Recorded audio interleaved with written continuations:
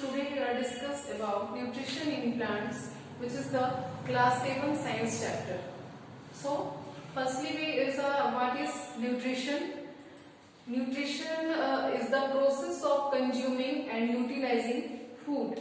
Nutrition एक ऐसी process है जिसमें हम फूड को कंज्यूम करते हैं और उसे as a form of energy utilize करते हैं. ओके, इसके बाद हम ये देखते हैं कि जो न्यूट्रिशन है उसकी रिक्वायरमेंट ह्यूमन बीइंग या लिविंग ऑर्गेनिज्म को क्यों होती है.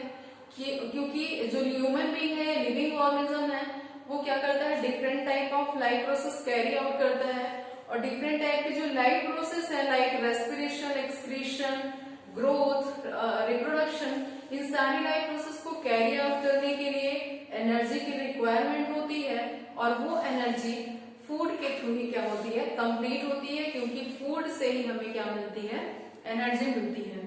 After this nutrients is the component of food, यानी फूड में जो कंपोनेंट होते हैं उन्हें हम क्या कहते हैं, न्यूट्रिएंट्स. लाइक न्यूट्रिएंट्स हो सकते हैं फैट, विटामिन्स, मिनरल्स, प्रोटीन. ये क्या होते हैं, हमारी बॉडी के लिए नेसेसरी होते हैं, इन्हें हम क्या कहते हैं, nutrients.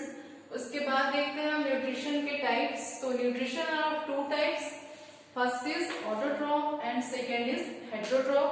Autotroph is made up of two word, auto and troph. Auto means self and troph means nutrition, यानी कि ऐसे ऑर्गेनिजम्स जो क्या करेंगे, अपने फूड को सेल्फ प्रिपेयर करेंगे, उन्हें हम कहेंगे autotroph. And heterotroph means, hetero means others and troph means nutrition, यानी कि ऐसे ऑर्गेनिज्म जो अपने न्यूट्रिशन के लिए अदर्स पे डिपेंडेंट होंगे, उन्हें हम कहेंगे हेटेरोट्रॉफ. तो ऑटोट्रॉफ के एग्जांपल हैं ग्रीन प्लांट्स एंड हेटेरोट्रॉफ के एग्जांपल हैं non green plants, humans and animals etcetera. तो ऑटोट्रॉफ में हम देखते हैं कि अब देखते हैं कि जो ऑटोट्रॉफ में हमने बात की कि ऐसे ऑर्गेनिजम्स आएंगे जो अपने फूड को सेल्फ प्रिपेयर करेंगे. तो किस प्रोसेस के थ्रू वो अपने फूड को प्रिपेयर करते हैं हम देखते हैं. तो उस प्रोसेस को हम कहते हैं फोटोसिंथेसिस, जिसमें ग्रीन प्लांट्स क्या करते हैं, अपने फूड को सेल्फ प्रिपेयर करते हैं. फोटोसिंथेसिस को अगर हम देखें तो ये भी टू वर्ड से बना है, फोटो एंड सिंथेसिस. फोटो यानी होता है लाइट, सिंथेसिस यानी कंबाइन करना या प्रिपेयर करना. तो फोटोसिंथेसिस का मीन्स हुआ कि ऐसी प्रोसेस जिसमें लाइट की प्रेजेंस में ग्रीन प्लांट्स क्या करते हैं, अपने फूड को प्रिपेयर करते हैं, उसे हम क्या कहते हैं, फोटोसिंथेसिस प्रोसेस. फोटोसिंथेसिस प्रोसेस के लिए 4 रॉ मटेरियल की हमें रिक्वायरमेंट होती है. तो फर्स्ट इज क्लोरोफिल. क्लोरोफिल क्या होता है, ये टाइप का पिगमेंट है जो ओनली ग्रीन लीव्स में या ग्रीन प्लांट में ही प्रेजेंट होता है. सेकेंड है CO2, कार्बन डाइऑक्साइड. ये कहाँ होती है, हमारे एटमॉस्फेयर में अनयूजेबल फॉर्म में ये प्रेजेंट होती है. थर्ड है H2O, यानी कि जो वाटर है वो प्लांट्स को कहाँ से मिलता है, रूट्स के थ्रू प्लांट्स को H2O मिलता है. और कैसे लीव्स तक जाता है, वो रूट में एक पाइपलाइन सिस्टम के थ्रू क्या होता है, वो लीव्स तक पहुंचता है. फोर्थ है सनलाइट, यानी सनलाइट. ये चारों रॉ मटेरियल क्या करते हैं, फोटोसिंथेसिस प्रोसेस को परफॉर्म करने में हेल्प करते हैं. तो फोटोसिंथेसिस को अगर हम केमिकल इक्वेशन फॉर्म में देखें तो सबसे पहले 6CO2 आता है, यानी कि कार्बन डाइऑक्साइड जो हमारे एटमॉस्फेयर में होता है. उसके बाद H2O, मैंने बताया कि रूट्स के थ्रू क्या होता है, पाइपलाइन सिस्टम के थ्रू, जाइलम के थ्रू क्या होता है, ये लीव्स तक आता है. और इसके बाद सनलाइट और क्लोरोफिल, यानी कि ग्रीन लीव्स का एक पिगमेंट होता है. ये इन चारों के कॉम्बिनेशन से ये जो ग्रीन प्लांट्स है इस फूड को बनाते हैं और इस फूड को हम कहते हैं ग्लूकोज. और ये ऑक्सीजन को बाई प्रोडक्ट के फॉर्म में रिलीज करते हैं. ओके, इसके पहले एक और चीज, CO2 जो है वो लीव्स में कहाँ पे आता है. तो जो CO2 है वो लीव्स, जो ग्रीन लीव्स होती हैं, वो क्या करती है, ग्रीन लीव्स के अलावा भी जो भी लीव्स होती हैं उनमें स्टोमेटा प्रेजेंट होते हैं. तो ये जो स्टोमेटा होते हैं इनके थ्रू क्या करते, ये स्टोमेटा का काम ये होता है कि एक्सचेंजेस ऑफ गैसेस यानी CO2 को क्या करते हैं, ये ट्रैप करते हैं और ऑक्सीजन को रिलीज करते हैं आफ्टर फोटोसिंथेसिस. यहाँ पे हमने देखा कि CO2 को हमने यूज किया, यानी कि जो स्टोमेटा थे इन्होंने CO2 को पहले ट्रैप किया और आफ्टर फोटोसिंथेसिस ग्लूकोज के फॉर्मेशन के बाद इन्होंने ऑक्सीजन को रिलीज किया। तो स्टोमेटा जो होते हैं क्या करते हैं, CO2 को क्या करते हैं, ट्रैप करते हैं।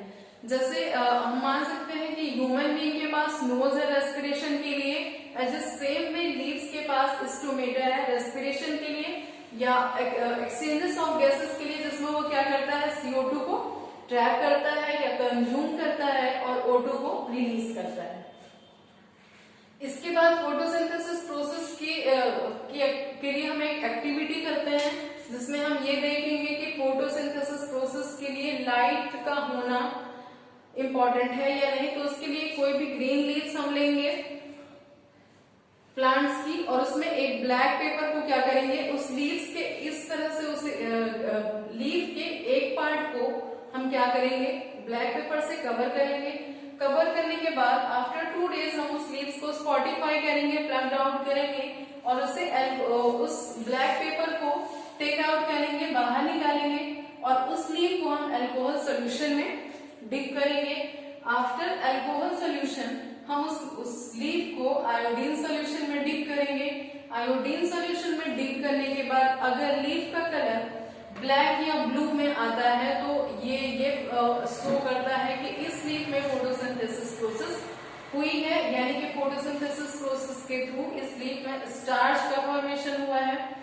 लेकिन अगर ब्लू या ब्लैक नहीं होती है लीफ, तो ये शो करती है कि यहाँ पे फोटोसिंथेसिस प्रोसेस नहीं हुई है। तो जब हम इस लीफ को, जिसमें हमने ब्लैक पेपर से कवर किया था, इसे अल्कोहल सोल्यूशन में और आयोडीन सोल्यूशन में डिप करने के बाद जब हम उस लीफ को देखते हैं तो इसमें इस लीफ का ब्लैक पेपर के इस साइड वाला पार्ट और इस साइड वाला पार्ट क्या होता है, हमें ब्लैक और ब्लू दिखाई देता है।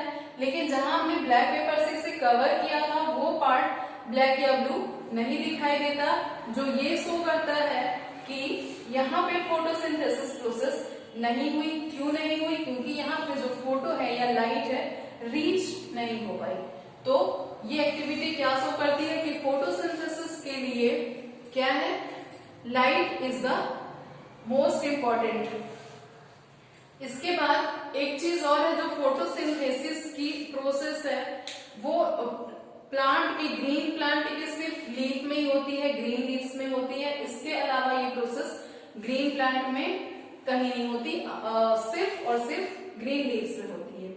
इसके बाद हम देखते हैं हेट्रोट्रॉफ। तो हेट्रोट्रॉफ ऐसे ऑर्गेनिजम्स होंगे जो क्या होंगे, अपने फूड के लिए किसी अदर ऑर्गेनिजम्स पे डिपेंडेंट होंगे। इसमें आएंगे नॉन ग्रीन एनिमल्स और humans, non green plants, animals and humans. Heterotrophs जो न्यूट्रिशन है इसे 4 कैटेगरी में डिवाइड किया गया है। फर्स्ट है सैप्रोफिटिक न्यूट्रिशन। सैप्रोफिटिक न्यूट्रिशन यानी कि ऐसा न्यूट्रिशन होगा जिसमें ऑर्गेनिजम्स अपने फूड के लिए डेड और डिकेइंग मैटर पर डिपेंडेंट होगा, यानी कि सड़ी गली चीजों से क्या करेगा, वो अपने फूड को ऑब्टेन करेगा। और ऐसे ऑर्गेनिजम्स को हम सैप्रोफाइट कहेंगे। इसके एग्जांपल्स है मशरूम, यीस्ट और बैक्टीरिया।